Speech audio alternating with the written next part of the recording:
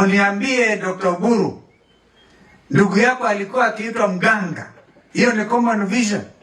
Na UDA walisema yule mtu wa vitendawili. Hiyo ni common vision. Mnakumbuka, unajua Kenya Mungu ametupatia kipawa cha ajabu kukumbuka tu. Ni kama ile Raila anaita ngiri. Ngiri unaichapa hapa, kifika pale imesahau. Wale walikuwa wakiita Raila mtu wa vitendawili, mganga, mchawi. Hawa wana common vision kweli? Kwa hivyo they want to discuss, and the last time I checked, ingawaje DAP walikuwa wamepeana resolution na kutoka Azimio, Wiper Patriotic Front, we didn't do it. Yes. Because we knew kwamba tumekuwa na Raila miaka 15.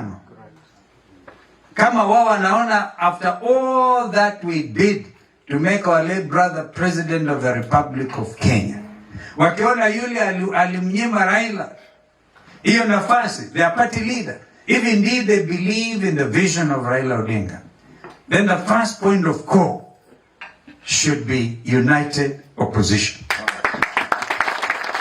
Na sisi tuko tayari kama ndugu yangu amesema, tuko tayari tukae na Dr. Oburu, na kina Sifuna hawa and everybody else. Lakini wakiamua wataenda na Kasongo, then they should obviously agree unanimously they don't believe in the vision and the purpose of their fallen leader. Simple as that.